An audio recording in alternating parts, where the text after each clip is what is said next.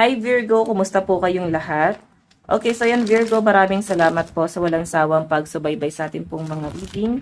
And kung ikaw ay bago pa lang sa ating channel, mag-subscribe na po kayo. Then i-click mo na rin yung ating notification bell para lagi kang updated sa ating mga bagong upload, okay? So Virgo, sa mga interested naman sa ating private reading, nasa description box below lang po yung link ng Facebook o message lang po kayo. And again, guys, ang reading natin ay general reading lamang. So, take what resonate and leave what doesn't. Okay. Virgo, Sun, Moon, Rising, and Venus sign. Ano yung mga possible na paparating sa inyo this week, Virgo? Nine of Wands. Medyo pressure ka. May nakikita akong confrontation na pwede mangyari. Or pwede nangyari na. Okay? So, ang problema lang dito guys, pwedeng makaka-feel ka na parang mape-pressure ka dito. Okay? Hanggang sa parang hindi mo siya guys, ibibig deal.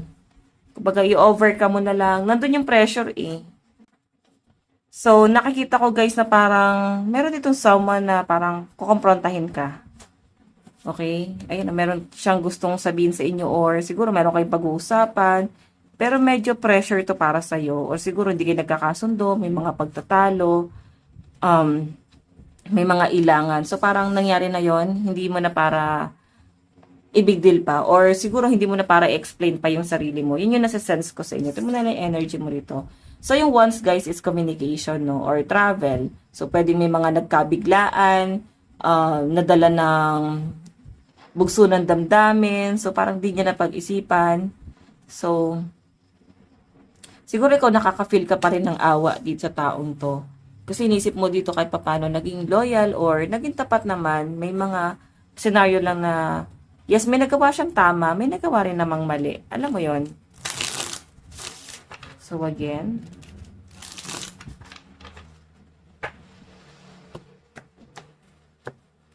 additional message.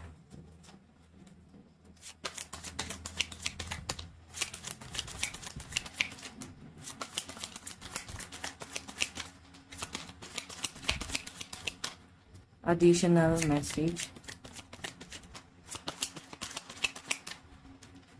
Virgo, meron tayong Two of Swords. Tignan mo ha. Si Two of Swords guys, bulag-bulagan to eh. Or nagkakaroon ng awakening.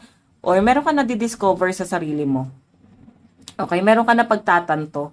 Pero since nakapiring nga si Two of Swords, hindi mo siya kiniklaim. Hindi mo siya sinasabi na parang, ay para sa'yo tong bagay na to. O ito talaga yung totoong nangyayari, ito talaga yung totoong nararamdaman mo. So, ibig sabihin, pwedeng nagbubulag-bulagan ka sa isang bagay or bulag-bulagan ka na lang din dito sa issue na to. Hindi na para palakihin pa or i-big deal pa yung bagay na yan. Yan yung nasasagap ko sa inyo. Tignan natin.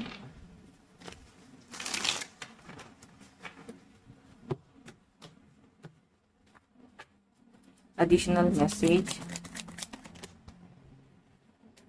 Meron tayong 7 of coins. Medyo worry ka pagdating sa finances mo, no? Pero mukhang meron kang plano. Kasi may nakikita ko dito, pwede mo ma-secure yung finances mo, eh. Meron ako nakita mga side hustle dito na mas parang ipo-pursue mo. Okay? Meron kasing stability ako nakikita para sa mga Virgo. So, I think yung iba sa inyo yan. Pwede mo makuha yung stability. Again, 7 of coins. Stability to. Pwedeng sapat lang yung pera nyo, sakto naman, pero parang nag-iisip ka, no? Pag may nakakita kang may balance ka, makakapag-isip ka dito, ano pa ba yung pwede mong gastusin?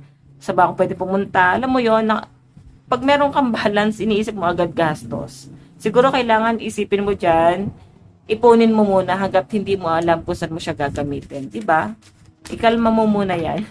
Baka yung iba sa inyo, Virgo, medyo nagiging magastos kayo. Ayun na nga, medyo nagiging impulsive ka pagdating sa paggastos. Hindi mo siya guys, kontrolado.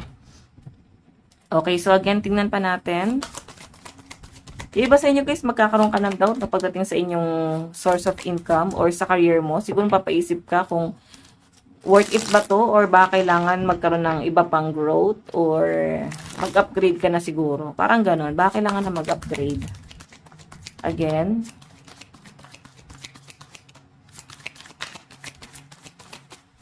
Meron tayong Three of Wands.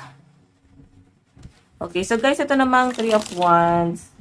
Sa nakikita ko dyan, may pag-aantay. Meron ba kayong biyahe na paparating this week? So, parang pinaghahandaan to, guys. Pinagtutuunan siya ng panahon, effort. Ayan, travel po si Three of Wands, no? And at the same time, medyo excited yung nakikita kong energy nyo dyan. Virgo. Okay, Queen of Swords. Yung energy mo, guys, this week, medyo mas nagiging practical or mas nagiging matalino ka. Yan pa natin. Virgo, Sun, Moon, Rising, and Venus sign. Additional message. Meron tayong Knight of Coins. Okay, so Virgo, may nakikita ko dito na parang merong isang tao dito na masama talaga yung loob mo. I mean, masama yung loob nila sa inyo. Ang nakikita ko ditong issue nito, pera. Okay, naging sinungaling sa inyo tong taong to or parang may betrayal, naging taksil siya sa inyo. Basta may nagkaroon ata ng pagtatalo. Emperor kasi guys, circle of friends to. Okay, kaibigan mo, malapit sa inyo, kapitbahay mo, basta malapit sa inyo guys. No, acquaintance. So, Emperor energy. Medyo may pagka-bossy energy tong taong to. So, makikita nyo guys, puro maliit. Baka maliit na tao to. Diba? So, yun na yung nakita ko guys. Wala tayong judgment dito. Okay, so by the way, additional message. Additional message.